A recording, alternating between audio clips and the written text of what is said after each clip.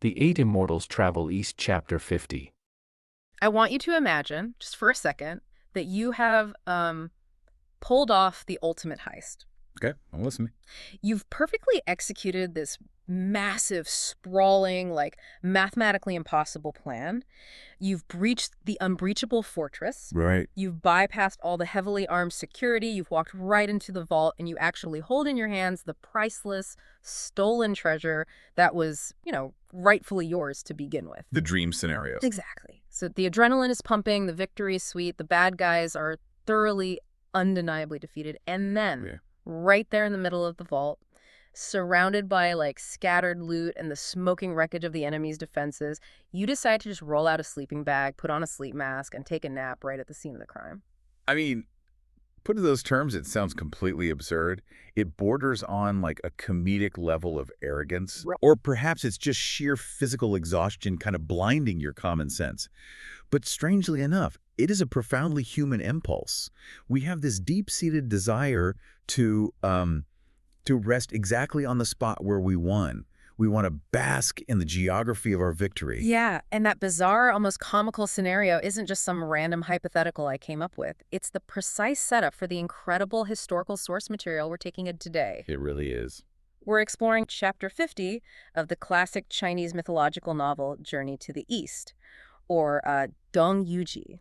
And it is just a remarkable layered piece of literature. For those of you who might be, familiar with the broader strokes of Chinese mythology, this chapter focuses on the legendary Eight Immortals. Yeah, these guys are heavy hitters. Exactly, and it covers their massive earth-shaking conflict with the Dragon Kings of the Sea. But before we get into the actual clash itself, it's kind of vital to understand the rules of this universe. Because it's not just unlimited Harry Potter magic. Right, yeah. No, not at all. Magic in this world isn't just a cheat code to do whatever you want. It's deeply tied to the elements, to physical positioning, and to cosmic hierarchies. Okay, that makes sense. So the Dragon Kings rule the water passively. It is their domain. The Immortals, on the other hand, are powerful, enlightened beings, but their power often requires active elemental projection. They have to exert energy to make things happen. Exactly. They have to work for it. Well, I want to be really clear with you right off the bat. Our mission for this deep dive isn't just to recap a fantastical story about magical beings throwing fireballs under the ocean. Though there's plenty of that. Oh, there's a ton of that. And the imagery is just incredible. But if you look closely at the text, beneath all the elemental magic and the mythical creatures, there's this sharp, timeless masterclass hiding in plain sight. Absolutely. We're going to extract some major insights on the psychology of victory, the hidden dangers of complacency, and the ultimate art of crisis management. Because the real value of these ancient texts lies in that exact duality. The magic is just the vehicle, right? The human behavior is the actual payload. Yeah. The catastrophic mistakes these immortal beings make are the exact same psychological blind spots a modern CEO, a military general, or honestly, any of us might suffer from after a major, hard-fought personal victory. Okay, let's unpack this, because the setup for this scene requires some serious context. Please do. So, the Eight Immortals are essentially the mythological equivalent of a superhero team. They're a ragtag group of enlightened figures, each with highly distinct personalities and powers. And they have just unleashed absolute devastation on the Eastern Sea. Total devastation. To get their stolen property back, they literally use their combined magic to boil the ocean. I mean, think about the sheer terrifying scale of that power. Hard to even picture. Right. The water evaporates, the sea life is decimated, and the ocean floor is exposed.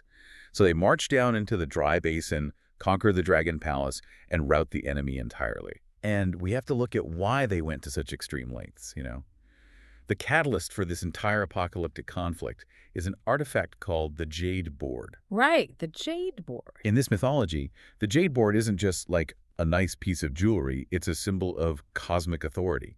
It's a divine ledger of immense prestige.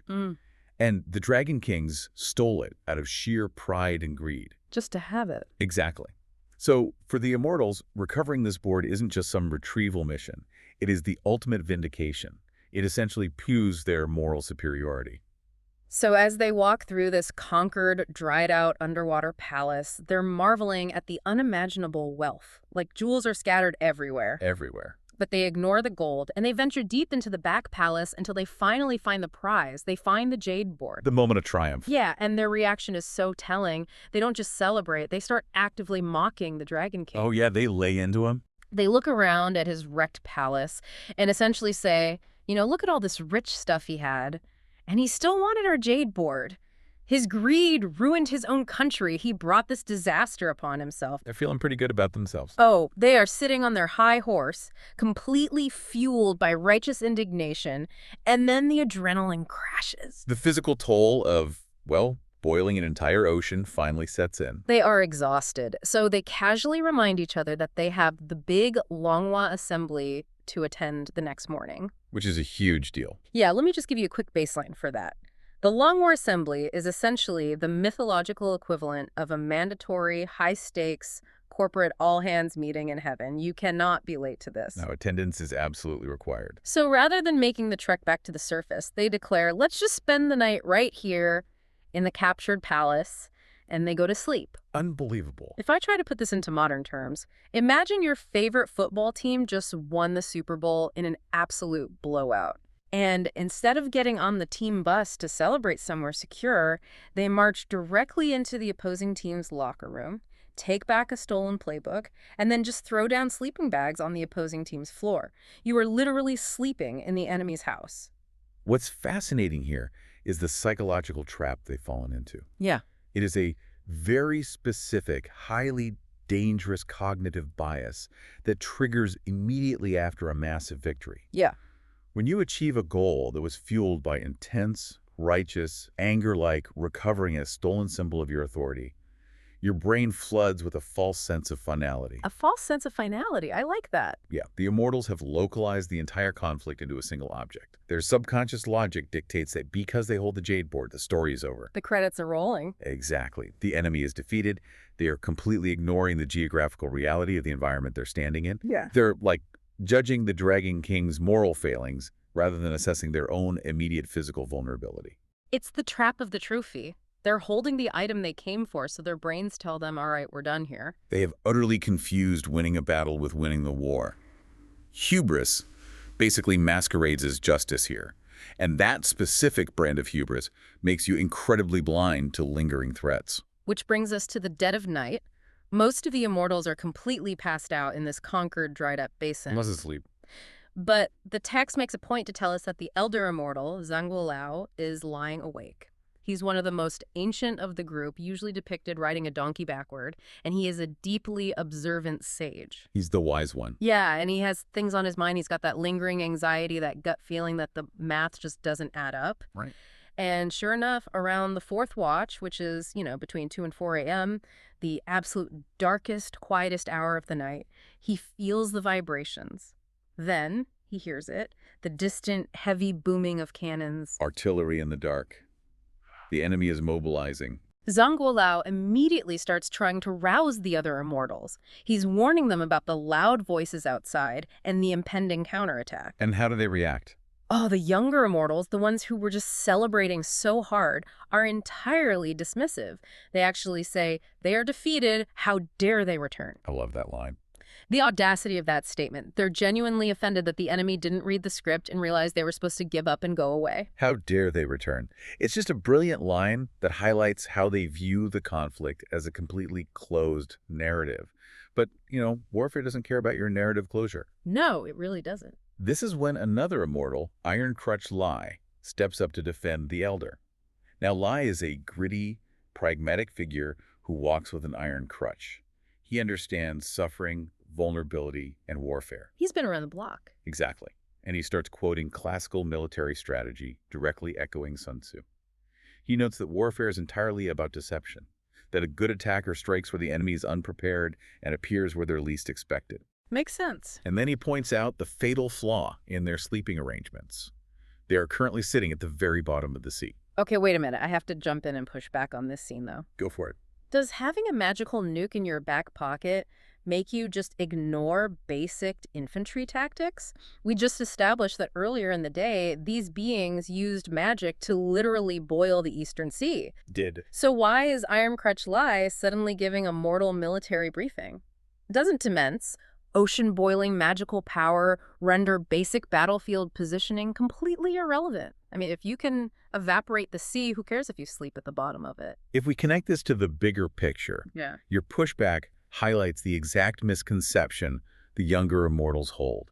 And it's a dynamic we see in modern power structures constantly. Oh, really? Yeah, the text is making a profound argument here. Raw power is completely useless without positional awareness. Magic, or, in our world, endless capital, bleeding-edge technology, or market dominance, it doesn't negate the laws of strategy. In fact, it often amplifies the consequences of terrible strategy. Because having that much power makes you arrogant enough to walk into traps you would otherwise easily avoid. Precisely. If you don't have ocean-boiling magic, you never walk into an abyssal trench in the first place. Your power allowed you to bypass the natural defenses of the Dragon Kings, but it did not change the fundamental reality of the terrain. Right. The Dragon Kings are water deities. Their entire existence is tied to the ocean. The Immortals willingly marched into a geographical bowl and took a nap. Which is a terrible idea. Right. They relied entirely on their active energy, their magic, to hold back an environment that the enemy controls passively. The moment the Immortals went to sleep, their active control dropped. Magic doesn't save you if you choose to sleep on the train tracks. And the theoretical threat becomes a terrifying, immediate reality within seconds. Zhongli Quan, the commander of the group, finally realizes the catastrophic mistake and sends Lu Dongbin, the swift swordsman, to scout outside. But it's way too late. It is way too late. Before the scout can even report back, cannons fire. The text says the sky shakes, and suddenly, mountain-like tidal waves rush in from all four sides simultaneously. Just a total nightmare. I want you to put yourself in their shoes for a second. You're standing in a deep basin, and massive rolling walls of black water are crashing down on you from every direction. The panic is absolute. That's pure chaos. They have no escape route. So they default to what worked yesterday. They try to use their signature fire magic to burn the sea again. And this is where the environment dictates the outcome. The magic completely fails. The text specifically notes that the immense water pressure coming down from above entirely extinguishes their flames. The fire has no light. It's a brilliant detail. It really is. They have the ultimate weapon, they try to use it, and the physical reality of the room just says, no. The water rises up over their bodies. These are immortal beings, and they are literally drowning at the bottom of the ocean. There is no plan B. Yesterday, their fire magic worked because they held the initiative. They attacked the sea from the outside using their energy to heat the surface. Right. Today, they're trapped at the bottom, trying to push fire upward against millions of tons of descending, crushing water pressure. The physics of the magic have flipped. The Dragon Kings have brilliantly used the Immortals' own positioning against them. But just when all hope is absolutely lost, they notice something bizarre. One of the Immortals, Cao Guoju, often called the Royal Uncle because he's an aristocratic figure, isn't drowning. He's perfectly fine. He's completely fine. The water is magically parting around him wherever he walks. If he steps forward, the ocean splits. If he stands still, the water holds perfectly in place. And it's not a spell. No. The secret isn't some massive spell he's casting. It's his belt. His treasure belt is made of water-repelling rhinoceros horn. To understand why this works, we have to look at the alchemy of this mythology. Yeah. In traditional Chinese lore, rhinoceros horn wasn't just a rare material. It was believed to have a deeply grounding, purifying essence. It was thought to detect poisons and, more importantly, create a metaphysical boundary that certain elements could not cross. It's a passive, warding artifact. So the Immortals realize this passive ward is their only shot. They literally break his belt apart. They snap it. Yeah, they snap the precious artifact into pieces, hand one shard of the rhinoceros horn to each of the 8 Immortals, and using these tiny fragmented boundaries, they carve a narrow path through the crushing water to the shore and escape. It's a stunning reversal of fortune, born from absolute desperation. Here's where it gets really interesting. When you look at the mechanics of this rescue, it's like discovering that the beautiful, polished wooden hull of your sinking ship is actually made entirely of tightly packed life rafts. That's a great way to put it. Right. To survive, you have to systematically smash your own infrastructure, break it down into unglamorous pieces, and hand a chunk to everyone in the water just to stay buoyant. It is a wildly specific, mundane item that saves them, completely detached from their usual arsenal of apocalyptic magic. That shift from the apocalyptic to the mundane is the core lesson regarding team composition. The 8 Immortals are an incredibly diverse group, pulling from different social classes, ages, and elemental affinities. Very diverse. And this scene highlights the absolute necessity of diversity in a team's toolkit.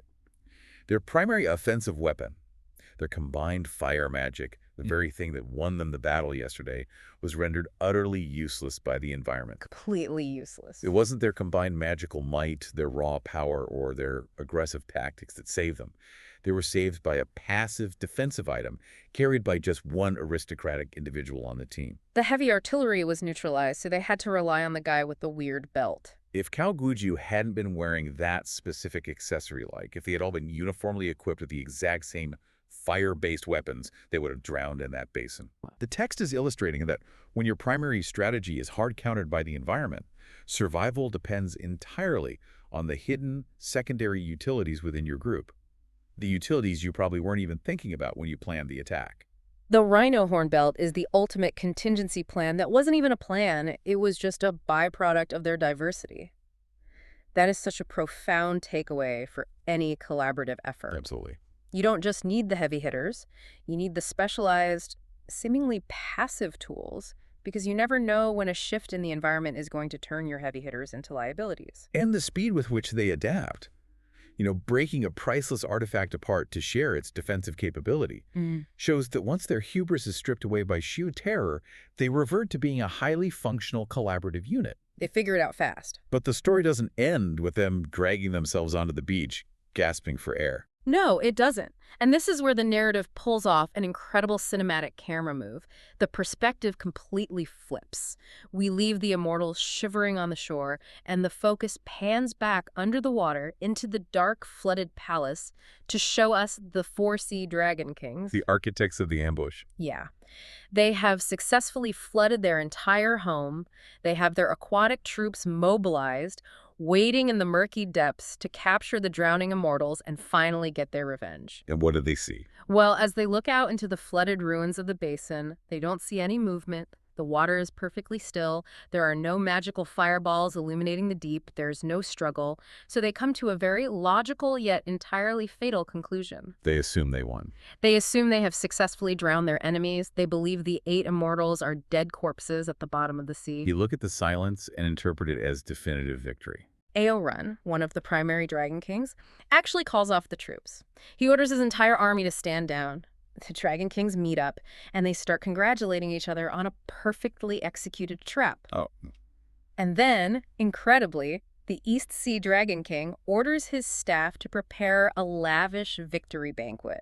Right there, in the exact same palace that was just the site of their humiliating defeat, and now their supposed triumph. They literally sit down to drink, feast, and celebrate. The structural irony of this chapter is brilliant. So what does this all mean? We've got two sides of a massive mythical war, and they both seem to be making the exact same catastrophic choices. This raises an important question about the cyclical, blinding nature of hubris. Think about the timeline we just walked through. Okay. Just hours ago, in that exact same physical location, the Immortals were celebrating a false victory. They thought the war was over because they acquired the Jade Board, so they let their guard down and went to sleep. Now, the waters have literally and metaphorically turned. The Dragon Kings have the immense tactical advantage. They have reclaimed their domain, and what do? They make the exact same mistake. It's crazy. They assume a lack of visible resistance means permanent victory. They dismiss their guards and throw a party to celebrate triumphing over enemies who, as we know, have secretly survived, escaped, and are currently on the shore, incredibly angry and ready to strike back.